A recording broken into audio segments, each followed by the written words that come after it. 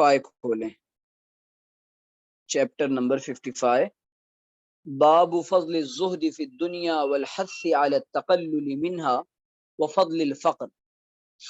یہ جو باب ہے نا، یہ چیپٹر اور یہ باب ہے کس تعلق سے؟ یہ چیپٹر اور یہ باب ہے اس تعلق سے کہ اس کے اندر دنیا سے بے رغبتی اور دنیا سے کم فائدہ اٹھانا، کم پر راضی رہنا، اور اللہ تعالیٰ نے جو دیا اتنے پر راضی رہنے کی فضیلت کے بارے میں۔ حدیث نمبر 457،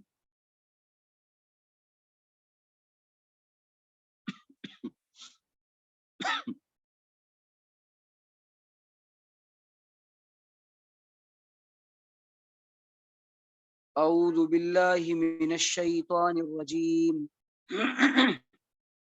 بسم اللہ الرحمن الرحیم، انما مثل الحیاة الدنیا کماء انزلناه من السماء فاختلط به نبات الأرض مما يأكل الناس والأنعام حتى إذا أخذت الأرض زخرفها وزينت وظن أهلها أنهم قادرون عليها أتاها أمرنا ليلا أو نهارا فجعلناها حصيدا كأن لم تغن بالأمس كذلك نفصل الآيات لقوم يتفكرون۔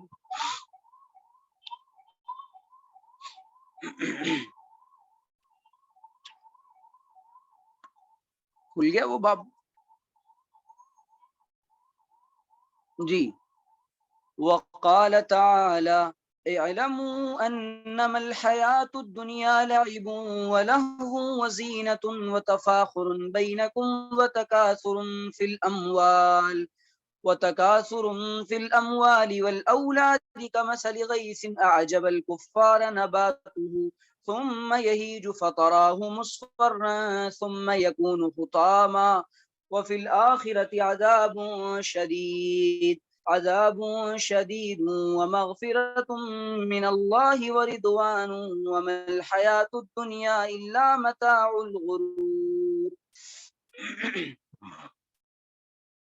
یہ جو دو آیتیں میں نے ابھی پڑھی ہیں، ان کا ترجمہ کیا ہے؟ پہلی آیت کا ترجمہ یہ ہے، نیچے کریں، کہ بے شک یہ دنیا کی جو زندگی ہے یہ کس کی طرح ہے؟ جس طرح وہ پانی جس کو ہم نے آسمان سے اللہ تعالیٰ کہہ رہے ہیں کہ نازل کیا۔ دنیا کی زندگی ایسی ہے جس کو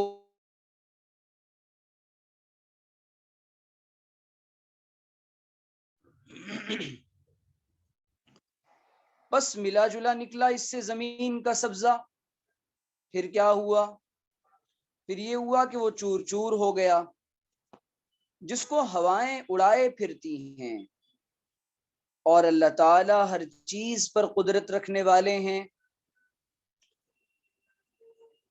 یہ اس سے پہلے والی آیت کھولیں ذرا، ہاں رک جائیے۔ یہ دنیا کی زندگی کی مثال اللہ تعالیٰ نے اس پانی سے دی ہے جس کو ہم نے آسمان سے نازل کیا اور اتارا ہے، پھر اس سے زمین کا سبزہ ملا جلا نکلا جس کو لوگ بھی کھاتے ہیں، چوپائے بھی کھاتے ہیں، یہاں تک کہ جب زمین پوری پر رونق ہو چکی، مزین ہو گئی، اور زمین کے مالکوں نے یہ خیال کر لیا، یہ گمان کر لیا کہ وہ بے شک اس پر قدرت پا لیں گے، تو اس حال میں ہمارا حکم دن یا رات میں آ پہنچا، بس اس کو کٹا ہوا بنا دیا، گویا یہاں کل کچھ بھی نہیں تھا۔ ہم اسی طرح آیات کو کھول کر بیان کرتے ہیں سوچ و بچار کرنے والوں کے لیے، سوچنے والوں کے لیے، فکر کرنے والوں کے لیے۔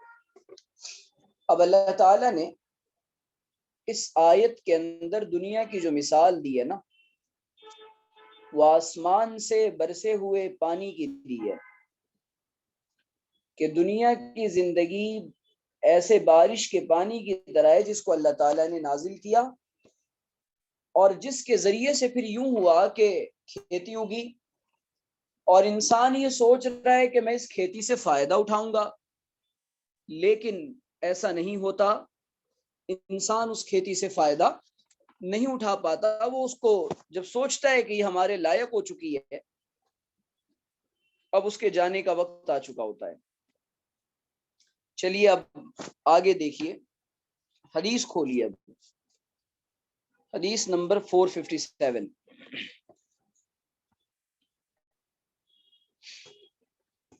عن عمرو بن عوف الانصاری رضی اللہ تعالی عنہ ان رسول اللہ صلی اللہ علیہ وسلم بعث ابا عبیدہ بن الجراح رضی اللہ تعالی عنہما الى البحرین یأتی بجزیتها، فقدم بمال من البحرین، فسمعت الانصار بقدوم ابی عبیدہ فوافوا صلاة الفجر مع رسول اللہ،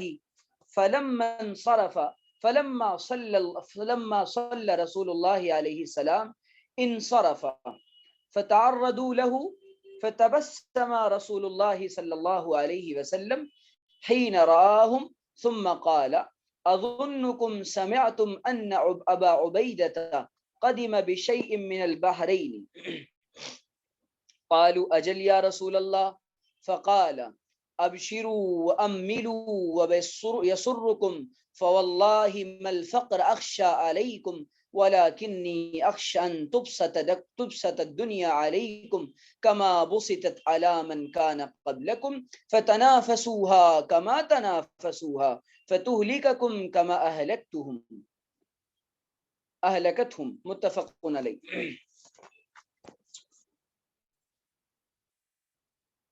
بہت غور سے اور دھیان سے سنیں ذرا۔ حضرت عمرو بن عوف الانصاری یہ صحابی رسول ہیں، وہ ان سے مروی ہے کہ اللہ کے رسول صلی اللہ علیہ وسلم نے حضرت ابو عبیدہ ابن الجراح کو، یہ بڑے جلیل القدر صحابی ہیں، ان کو بحرین بھیجا تھا۔ کیوں بھیجا تھا رسول اللہ نے بحرین؟ تاکہ وہ جزیہ وصول کر کے لائیں۔ جزیہ کس کو کہتے ہیں؟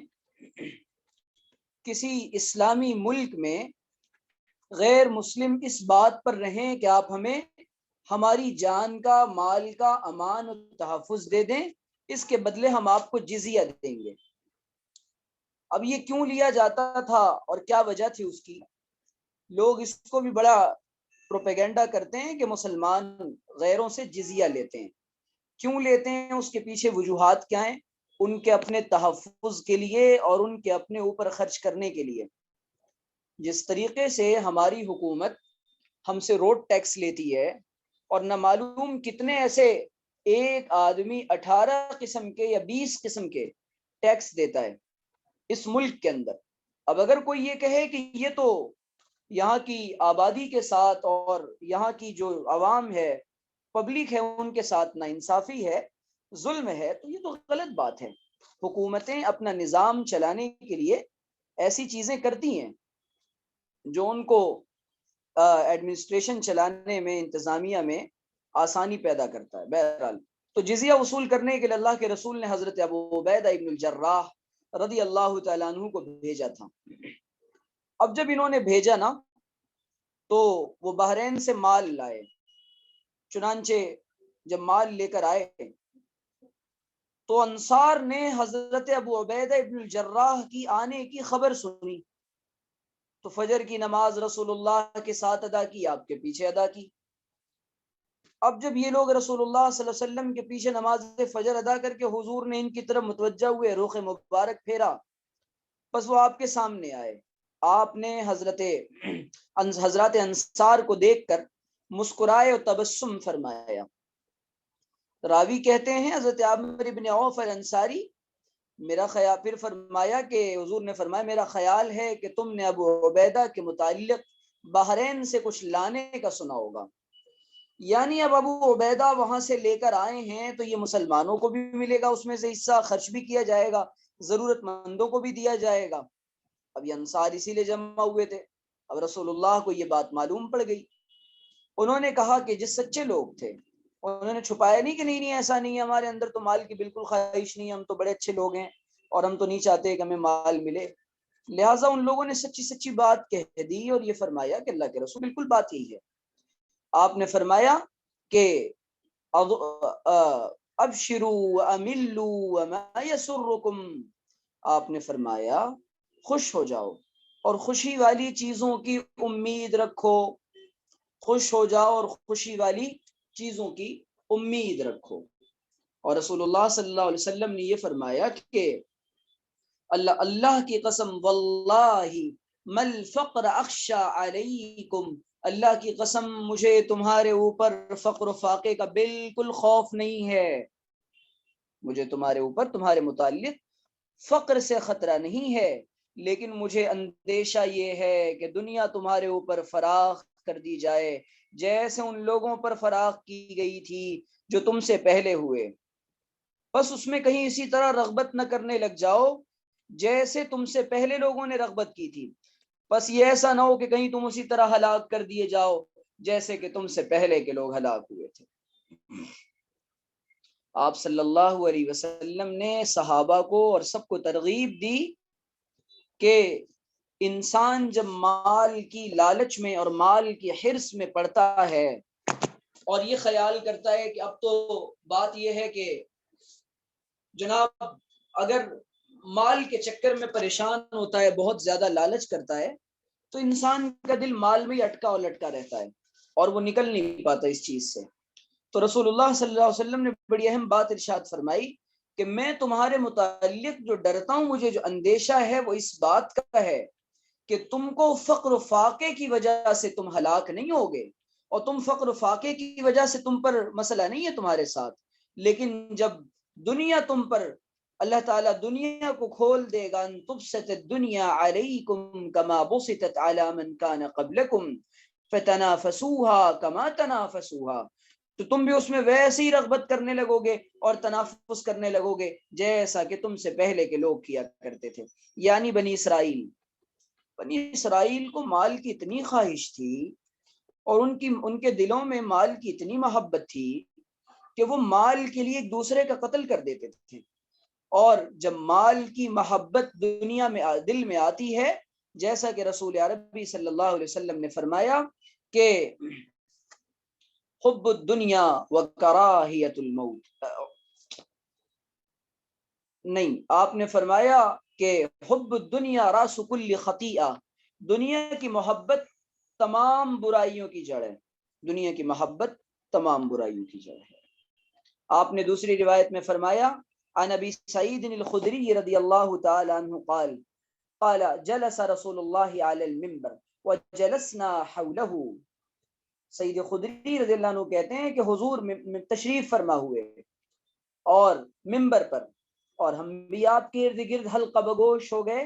فقال ان مما اخاف علیکم من بعد ما یفتح علیکم من زہرۃ الدنیا وزینتها، آپ نے فرمایا بے شک وہ چیز جس کا تمہارے بارے میں اپنے بعد مجھے ڈر ہے وہ یہ کہ تم پر دنیا کی رونق اور زینت کے دروازے کھول دیے جائیں گے، تم پر دنیا کی رونق اور زینت کو کھول دیا جائے گا، اور جس کے نتیجے میں کیا ہوگا، جب دنیا کے دروازے، دنیا کی رونقیں، دنیا کی چار چاندنیاں یہ تم پر کھول دی جائے گی تو تم اس کے چکر میں پڑ جاؤ گے، اور جب ساری وبال جان اور ساری مصیبت کی جڑ جب دنیا کی محبت ہے تو انسان تو اس میں تباہ ہوگا. اسی لیے کسی کہنے والے نے کہا ہے رنگ رلیوں پہ زمانے کی نہ جانا اے دل، رنگ رلیوں پہ زمانے کی نہ جانا اے دل، یہ خزاں ہے جو بانداز بہار آئی ہے. اور اسی لیے کسی کہنے والے نے کہا ہے یہ دنیا کو بسی معلوم ہوتی ہے، یہ دنیا اہل دنیا کو بسی معلوم ہوتی ہے، نظر والوں کو مگر اجڑی ہوئی معلوم ہوتی ہے.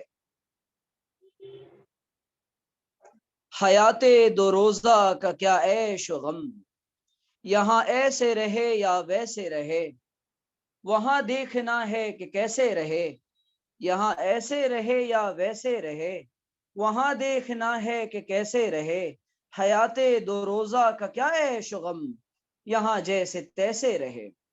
تو یہ تو 2 دن کی زندگی ہے اور بہرحال ختم ہو جائے گی۔ اسی لیے یہ جب دنیا کی رونقیں اور زینتیں انسانوں پر کھولی جاتی ہیں تو انسان اس دنیا میں مگن ہو جاتا ہے۔ آگے فرمایا کہ حضرت انس کی روایت ہے، نبی نے فرمایا اللہم لا عیش الا عیش الآخرہ، اے اللہ آخرت کا عیش ہی عیش ہے، اور آخرت کی مزے ہی مزے ہیں، اور آخرت کی زندگی ہی زندگی ہے، دنیا کی زندگی کوئی زندگی نہیں ہے، دنیا کی زندگی کوئی زندگی نہیں ہے۔ اور آگے کی روایت میں آپ نے فرمایا کہ حضرت انس کی روایت ہے یتبع المیت ثلاثہ اہلہ ومالہ وعملہ، انسان کے ساتھ میت کے پیچھے 3 چیزیں جاتی ہیں، اس کے اہل و عیال جاتے ہیں، اس کا مال جاتا ہے، اور اس کا عمل جاتا ہے۔ فیرجع اثنان، 2 چیزیں واپس لوٹ آتی ہیں، ویبقى واحد، اور ایک چیز باقی رہ جاتی ہے، یرجع اہلہ ومالہ، اہل و عیال اور مال واپس آ جاتا ہے، ویبقى عملہ، اور انسان کا عمل اس کے ساتھ قبر میں جاتا ہے۔ تو بات اصل میں یہ ہے کہ انسان کے ساتھ تو قبر میں صرف عمل جاتا ہے، دنیا نہیں جاتی۔ اسی لیے انسان کو چاہیے کہ اپنی آخرت کو بنانے کی اور اپنی عملی زندگی کو بنانے کی فکر کرنا چاہیے۔ تو یہ احادیث اور یہ روایات اور یہ باتیں اس لیے ہیں کہ ہم دنیا کی محبت میں نہ پڑ جائیں اور اس کی لالچ میں نہ آ جائیں۔ اور اللہ تعالیٰ سورہ تکاثر میں فرما رہے ہیں الہاکم التکاثر، یعنی چیزوں کی کثرت نے، کن اشغلکم التکاثر بالاموال والاولاد، تمہیں چیزوں کی کثرت نے غافل کر رکھا ہے۔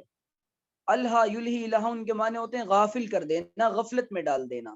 چیزوں کی کثرت نے تمہیں غافل کر دیا، اور حال یہ ہے کہ مال کی کثرت نے، اولاد کی کثرت نے، تمام چیزوں نے تمہیں غفلت میں ڈال دیا۔ یہ دنیا ہے ہی غفلت کا سامان، اور حال یہ ہوتا ہے حتی زرتم المقابر، یہاں تک کہ تم قبرستان پہنچ جاتے ہو اور قبروں کی زیارت کر لیتے ہو، اپنی اپنی مقبروں میں چلے جاتے ہو، اور کلا سوف تعلمون، ہرگز نہیں، ان قریب معلوم ہو جائے گا۔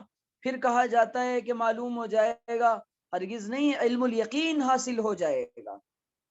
اللہ تعالیٰ دکھلائیں گے اس دنیا سے محبت کا انجام، اور اس دنیا سے کی لالچ کا انجام، اس سے دل لگانے کا انجام، یہ اللہ تعالیٰ دکھلائیں گے۔ تو بات اصل میں یہ ہے کہ انسان کو چاہیے کہ کم پر راضی ہو جائے، اور جو انسان اپنے کم رزق پر راضی ہو جاتا ہے اللہ تعالیٰ اس کے تھوڑے سے عمل پر راضی ہو جاتے ہیں۔ جب انسان تھوڑے سے عمل پر راضی ہو جاتا ہے اللہ تعالیٰ اس کے تھوڑے سے رزق پر راضی ہوتا ہے، اللہ اس کے تھوڑے سے عمل پر راضی ہو جاتے ہیں۔ اور آگے کی روایت میں فرمایا، انس رضی اللہ تعالیٰ عنہ کی روایت ہے کہ قیامت کے دن آگ والوں میں سے دنیا میں سب سے زیادہ خوشحال شخص کو لایا جائے گا، فیسبغ یؤتی بانعم اہل الدنیا من اہل النار یوم القیامہ۔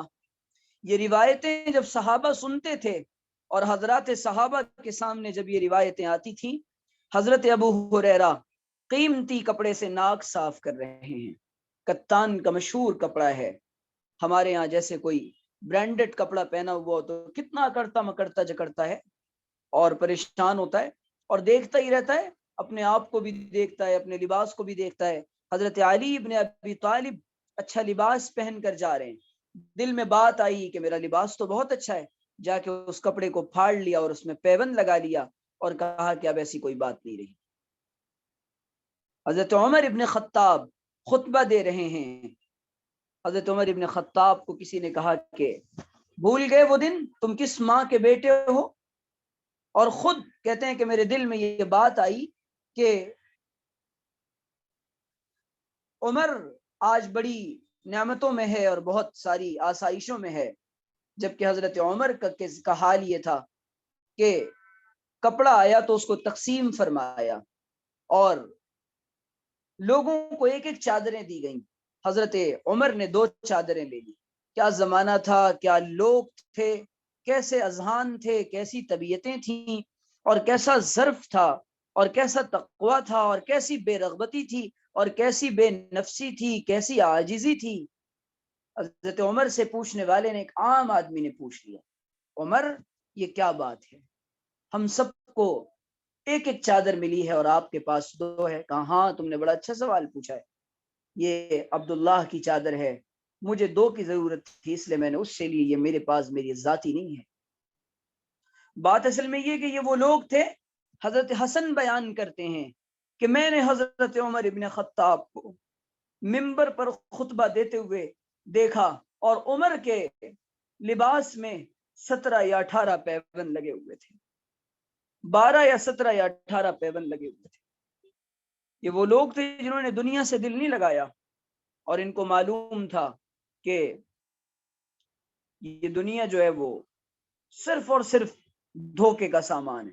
اللہ تعالیٰ نے اس کو دھوکا کہا ہے. جب انسان کو دھوکا لگتا ہے تو عقل پر فریب کی عقل پریشان ہو جاتی ہے اور انسان پریشان ہو جاتا ہے، اس کو صحیح کو غلط سمجھتا ہے.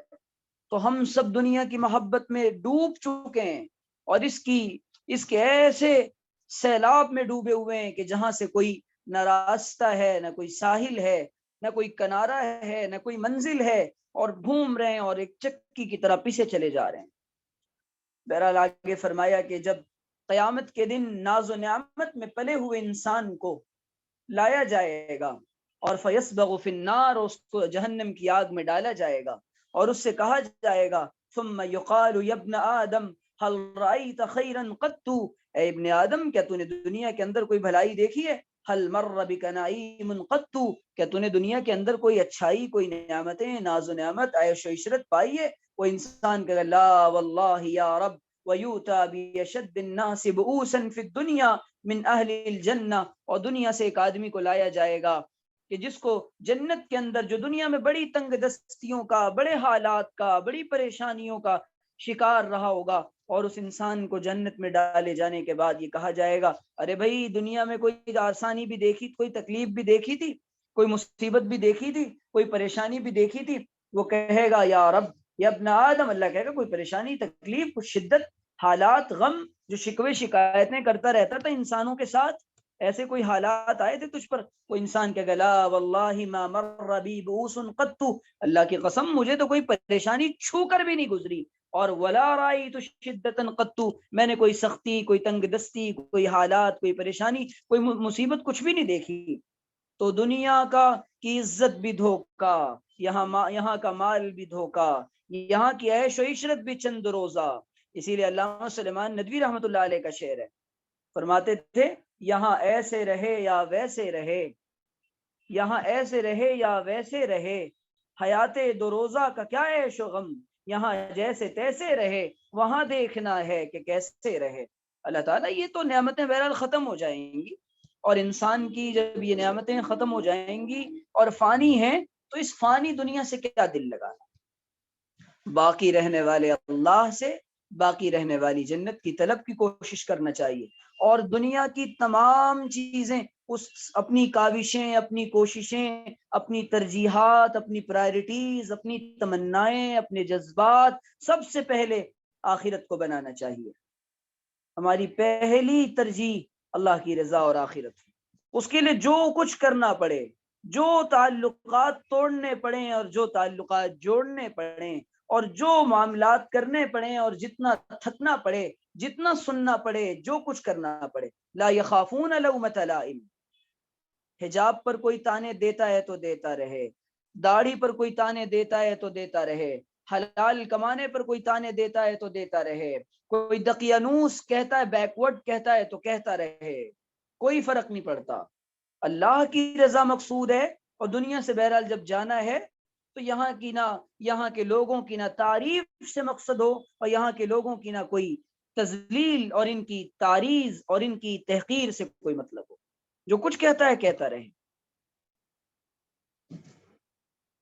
وعن جابر رضی اللہ تعالی عنہ ان رسول اللہ صلی اللہ علیہ وسلم مر بالسوق والناس كنفتيه فمر بجدي أسك ميت فتناوله فأخذ بإذنه ثم قال أيكم يحب أن يكون هذا له بدرهم فقالوا ما نحب له أنه لنا بشيء وما نصنع به ثم قال أتحبون أنه لكم قالوا والله لو كان حيا كان عيبا وأنه أسك فكيف وهو ميت فقال فوالله للدنيا أهون على الله من هذا عليكم. آپ نے فرمایا کہ حضرت جابر سے مروی ہے کہ رسول اللہ کا گزر بازار سے ہوا اس حال میں کہ آپ کے دونوں طرف لوگ تھے اور آپ کا گزر چھوٹے کانوں والی ایک بکری کے مردار بچے کے پاس سے ہوا. ایک بکری کا بچہ چھوٹا سا مرا پڑا ہوا تھا. آپ وہاں سے گزرے. جب آپ وہاں سے گزرے تو آپ نے اس کے کان سے پکڑا اور فرمایا تم میں سے کون یہ پسند کرتا ہے کہ کوئی اس کو 1 درہم کے بدلے خرید لے.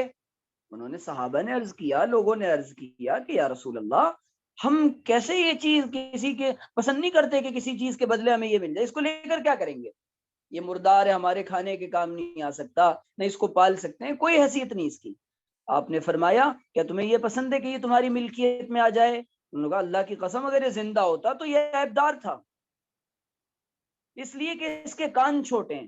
بس کس طرح اس کو, اب جب کہ وہ مردار ہے, اگر زندہ ہوتا تب بھی اس میں عیب تھا کہ اس میں کان چھوٹے ہیں, بس اگر اس کو لینا ہم پسند کر سکتے, اب جب کہ وہ مردار ہے تو ہم اللہ کی قسم, اللہ کے رسول نے کہا فواللہ للدنیا اہون علی اللہ من ھذا علیکم, اللہ کے نزدیک اس دنیا کی حیثیت اس مرے ہوئے چھوٹے کان والے بکری کے مردار بچے سے بھی کم ہے.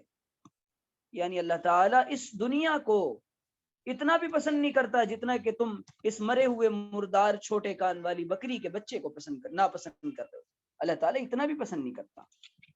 یہ اللہ تعالیٰ کے نزدیک آج جس دنیا کے پیچھے میں اور آپ رال ٹپکاتے پھر رہے ہیں نا, آپ نے فرمایا کہ الدنیا جیفہ وطالبها کلاب, کہ دنیا مردار کی طرح ہے اور اس کا طلب کرنے والا ہر وقت اسی کی فکریں, سوتے وقت بھی فکریں, جاگتے وقت بھی فکریں, ہر وقت مال کہاں سے آئے گا, کہاں بچے گا, کہاں خرچ ہوگا, دینے کی کوئی فکر نہیں ہے, لگانے کی کوئی فکر نہیں ہے, اور دیا کرو دیا کرو دیا کرو, دینے کا مزاج بناؤ. یہ دنیا, دل سے دنیا کی محبت نکلتی ہے.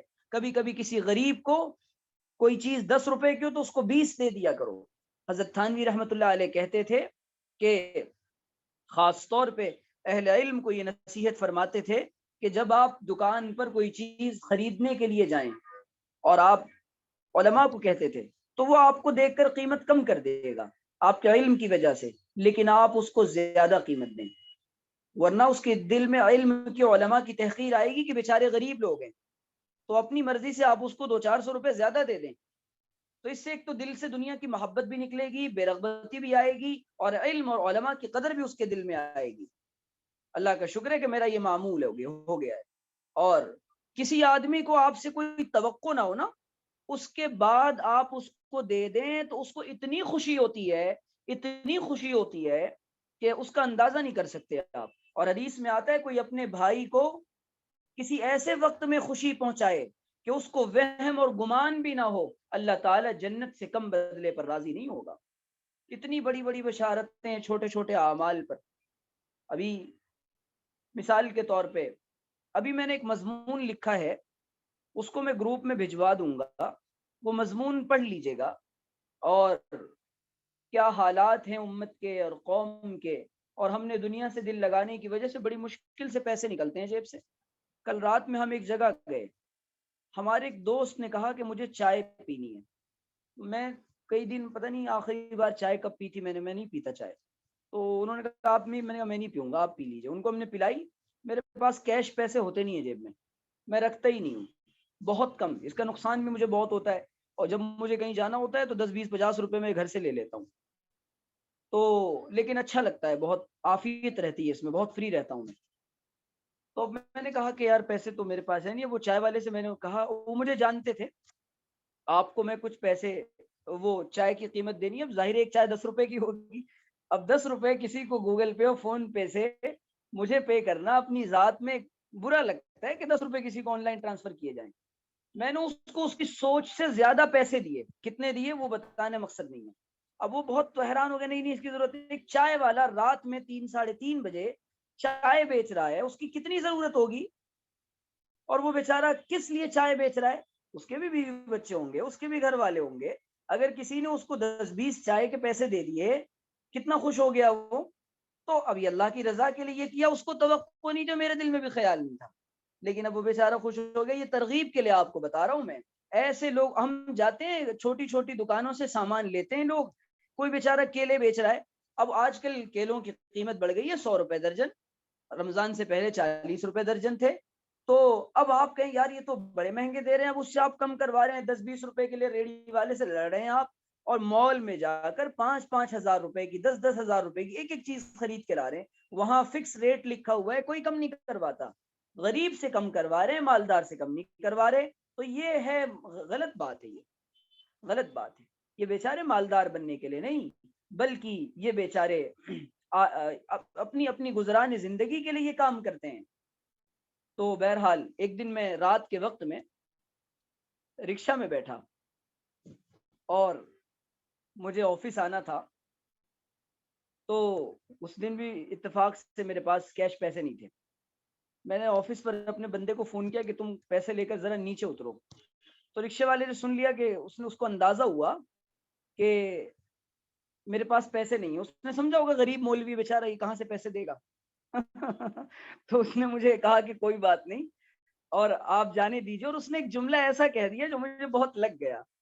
جملہ اس نے یہ کہا کہ میں باندرا سے لے کر یہاں تک آ گیا ہوں 20-25 کلومیٹر, اور اب تک کوئی پیسنجر مجھے نہیں ملا. بڑے دکھ بھرے انداز میں اس نے کہا کہ میرا دل پسیج گیا. اور اس نے یہ کہا کہ بس باندرا سے لے کر یہاں تک آ گیا ہوں, کوئی پیسنجر نہیں ملا. آپ ملے. وہ یوں کہنا چاہ رہا تھا تو ملا تو تو بھی فقیر اور کلاش, تیرے پاس دینے کے لیے 10 روپے نہیں. بہرحال میں نے اس کو اس کی سوچ سے بہت زیادہ پیسے دیے, اور اس کو میں نے کہا یہ میری طرف سے رمضان المبارک کا آپ کے لیے تحفہ ہے. داڑھی والا آدمی تو 50 سال کا, بڑا خوش ہوا. بڑی میں نے کہا یہ آپ رکھیں. تو اس کو اندازہ ہوا ہوگا. تو یہ بتانے کا مقصد یہ کہ آپ جب کسی ایسے موقع پر آپ خوشی پہنچائیں کسی کو, آپ ہمارے طلبہ ہیں, آپ اپنے اندر یہ چیزیں پیدا کریں. تو مال کی محبت نکالیں, آ رہا ہے آتا جائے گا, لگاتے چلے جائیں. اور میں نے جب کہیں پر لگایا ہے, اللہ تعالیٰ نے میرے پاس تقریباً 5 سال کا اس پر مشاہدہ ہے. تو الحمدللہ اللہ تعالیٰ نے اس سے بہت زیادہ دیا. پیسے ختم ہونے سے پہلے اس کی سوچ سے بہت زیادہ آ جاتے ہیں. اللہ کا احسان الحمدللہ. لیکن لگائیں آپ. یو پی سے کل ہمارے 2 دوست آئے میرے پاس ملاقات کے لیے. وہ ہمارے ساتھ طالب علمی کے زمانے میں پڑھتے تھے, مدرسے میں پڑھاتے ہیں, مدرسہ چلاتے ہیں وہ لوگ. تو انہوں نے مجھے فون کیا کہ ہم ملنا چاہتے ہیں. تو میں نے ان کو بلا لیا. اب ان کا مقصد یہ تھا کہ ملاقات. میں نے ان سے پوچھا آپ لوگ ممبئی کس غرض سے آئے ہوئے ہیں؟ تو انہوں نے کہا کہ ہم چندے کی غرض سے آئے ہیں. اب ہم ترغیب اتنی دیتے ہیں. تو اب میں نے ان کو, وہ کہہ رہے صرف آپ سے ملاقات اور زیارت مقصد ہے, اس لیے علماء تھے وہ. میں نے کہا نہیں آپ لوگ آئے ہیں ماشاءاللہ, آپ کا حق ہے, ساتھ میں افطار کرتے بات چیت ہوئی. اب میں نے ان کو چندہ دیا. اب لہٰذا وہ تو بول نہیں سکتے کہ ہم آپ سے چندہ لینے آئے ہیں, لیکن ہم اپنی طرف سے پہل کر دیں. بعض دفعہ انسان شرما رہا ہوتا ہے, لیکن ہم پہل کر دیں اس میں دینے میں. اسی لیے ہم کوشش یہ کریں کہ ہم اپنے دل سے, اور یہ میں اس لیے کرتا ہوں, میرے دل میں دنیا کی محبت کوٹ کوٹ کے بھری ہوئی ہے, تاکہ یہ محبت دنیا کی نکل جائے. جی ہاں, اس لیے میں نے پیسے رکھنے کیش چھوڑ دیے کہ نہ ہوگا نہ سوچوں گا اس کے بارے میں زیادہ, اور اپنے آپ کو غریب محسوس کروں. جی بہرحال تو, اور کبھی کبھی بہت پیسے ہوں تو فقیروں والی حرکتیں کرنی چاہیے. یہ اللہ کو بہت پسند ہے کہ انسان ایسا رہے کہ اس کے پاس کچھ ہے ہی نہیں, اور رہ کر بھی انسان یہ کوشش کرے. مثال کے طور پہ آپ کے پاس پیسے ہیں اور آپ کسی چیز کو افورڈ کر سکتے ہیں, اس کے بعد اس چیز کو چھوڑ کر دیکھیں, ایسا مزہ آئے گا, ایسی لذت آئے گی کہ پھر آپ کہیں گے کہ فقیری میں تو سبھی چھوڑتے ہیں. اسی وجہ سے ایک دن میں نے کچھ لوگوں کے بارے میں سنا کہ وہ اسٹیشن سے پیدل آتے ہیں صرف 10 روپے 15 بچانے کے لیے. ایک دن میری جیب میں اچھے خاصے پیسے تھے, 1 साल पुरानी बात है। तो मैंने सोचा कि आज मैं जरा सा देखता हूँ कि स्टेशन से जब कोई आदमी अपने घर पैदल जाता है तो उसकी क्या कैफियत होती है और वो कितना थकता है। तो मैं स्टेशन से अपने घर पैदल आया, मुझे आधे घंटे लगे, मैं अच्छा खासा थक गया। और रास्ते में मेरे बहुत सारे जानने वाले मुझे देख रहे हैं, वो सोच रहे हैं कि यार मुफ्ती साहब ये पैदल क्यों चल रहे हैं। और एक दो ने तो कहा कि बैठ जाइए गाड़ी पे, मैंने कहा नहीं, मुझे काम है आगे। तो बहरहाल ये अब आपने दर्द महसूस किया उन पैदल चलने वालों का कि जब कोई आदमी पैदल चलता है और माल नहीं होता उसके पास तो कैसी कैफियत होती है, क्या क्या ख्यालात दिल में आते हैं और ये सारी चीजें। बहरहाल ये इस तरीके से इंसान को रहना चाहिए कि माल की मोहब्बत उसके दिल में, अल्लाह करे हमारे दिलों से माल की मोहब्बत निकल जाए, अल्लाह करे, और हम देने वाले बन जाएं और दुनिया से दिल ना लगाएं ज्यादा। जी।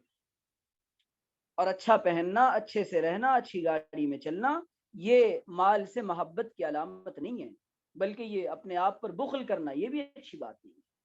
हमारे एक दोस्त हैं, उनको अल्लाह ने बहुत नवाजा हुआ है, बहुत नवाजा है, इतना नवाजा है, इतना नवाजा है कि उनका अपना जाती चार्टर्ड प्लेन है। वो मुझसे बताने लगे कि मैं कभी कभी मुझे जाना होता है कहीं सफर पे, ट्रैवलिंग पे, तो मैं गाड़ी का इंतजार नहीं करता, अपने ड्राइवर का इंतजार नहीं करता, अपना बैग लेता हूँ, खुद पैदल स्टेशन जाता हूँ और वहां से लोकल ट्रेन पकड़कर फिर मैं अपनी मंजिल पे जाता हूँ, और दो तीन ट्रेनें बदल कर मैं जाता हूँ। इसकी वजह ये है कि हम भी नॉर्मल लोगों की तरह लाइफ जी कर देखें जरा, और लोगों का दर्द महसूस करके देखें। तो ऐसी सादगी को अल्लाह ताला कभी कभी पसंद फरमाते हैं, और बिला वजह के तकल्लुफ को नहीं कि आदमी के पास सब है लेकिन फटे हुए कपड़े पहने हैं लोगों को बताने के लिए, ये भी अल्लाह को पसंद नहीं। तो एतदाल में आदमी को रहना चाहिए, लेकिन अपने तज़किए नफ्स के लिए। तो हजरत उमर इब्न खत्ताब के दिल में जब बात आई ना कि आज तो बड़ी 18 लाख मुरब्बा मील का हाकिम है, हजरत उमर ये कहकर मिंबर से उतर गए और फरमाया, तुझे याद है तेरी माँ कच्चा गोश्त चबाया करती थी, और कभी कहते तुझे याद है कि उमर तुझे तो बकरियां और ऊंट चराना भी ना आता था।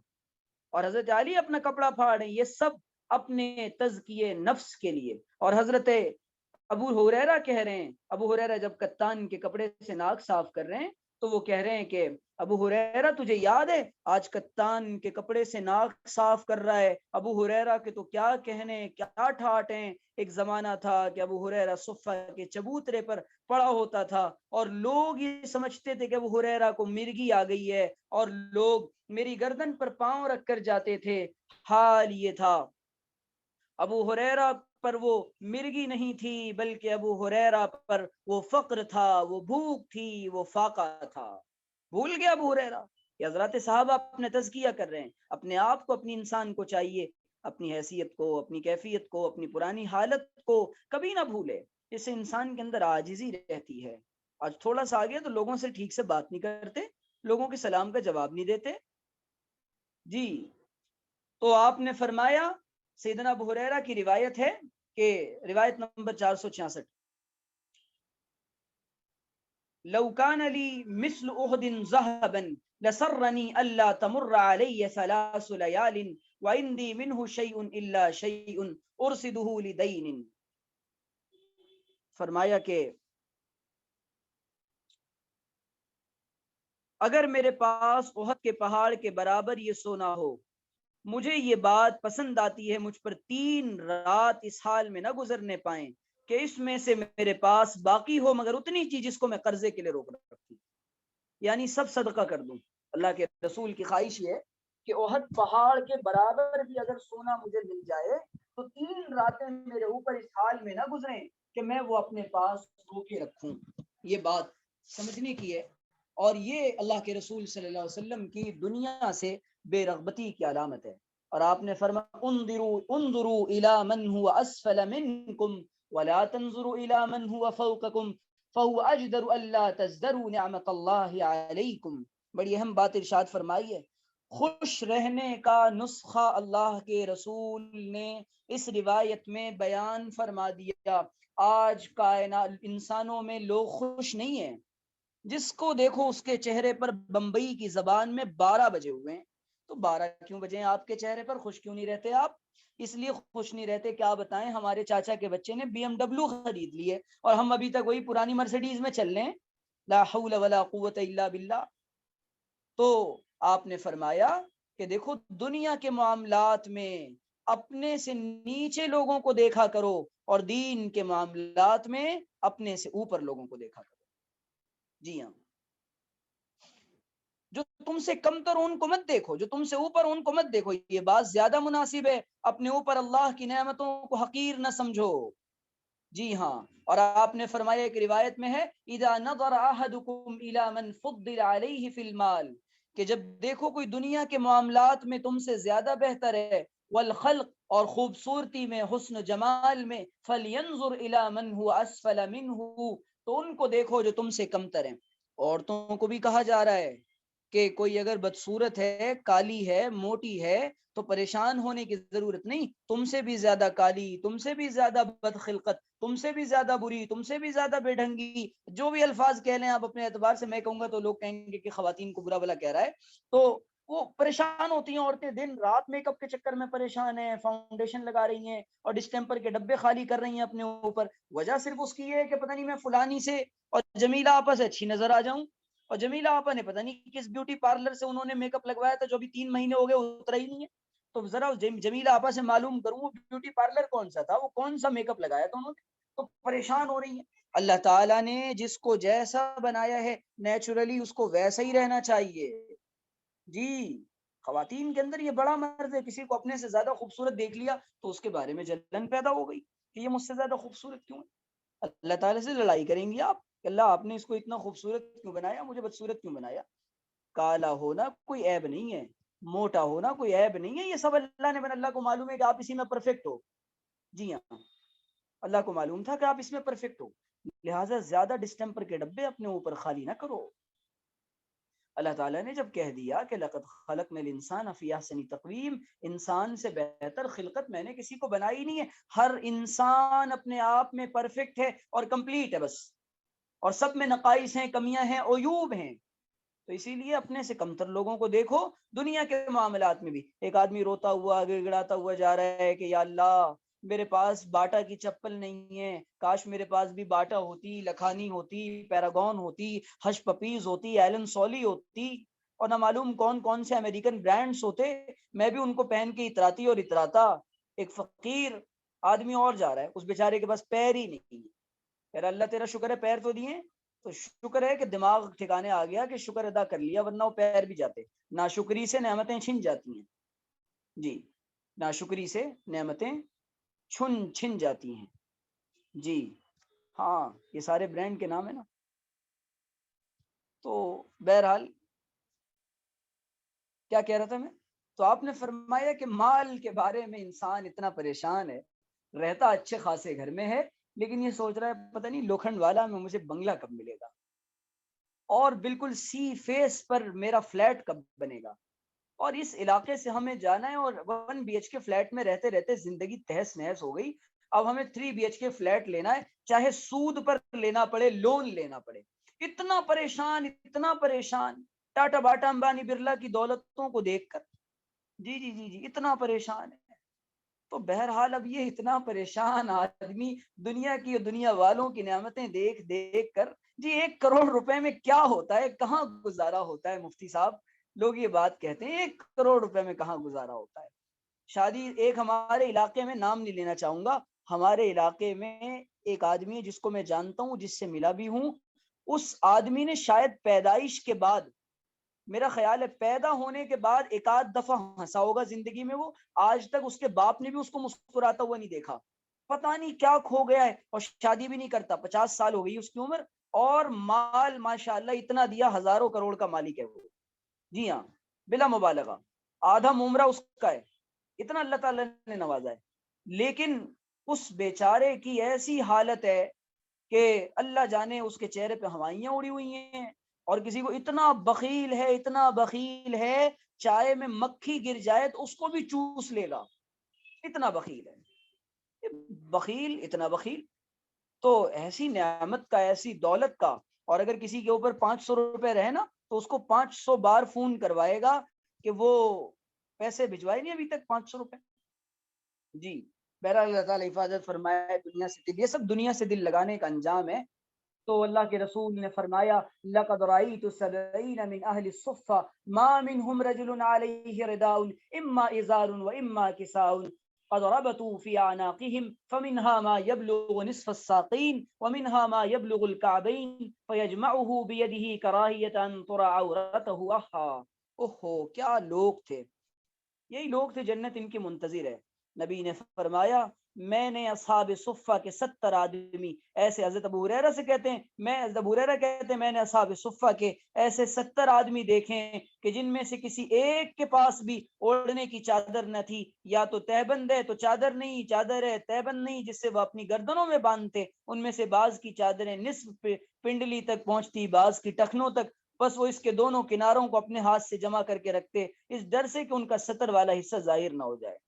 اور آگے فرمایا الدنیا سجن المؤمن و جنت الکافر، دنیا مومن کے لیے قید خانہ ہے اور جنت کافر کے لیے۔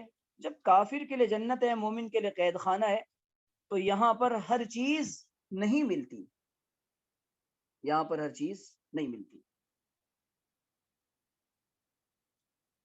تو یہ دنیا ہے نا، غالب نے کہا تھا نا کہ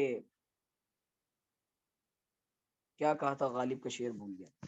چلیے ٹھیک ہے، اللہ تعالیٰ سے دعا ہے کہ اللہ تعالیٰ سمجھنے کے عمل کرنے کی توفیق عطا فرمائے، اور اللہ تعالیٰ ہم سب کے دلوں سے دنیا کی محبت نکال دے، فکر آخرت نصیب فرمائے۔ کسی کو کوئی سوال ووال پوچھنا ہو تو پوچھ لیں۔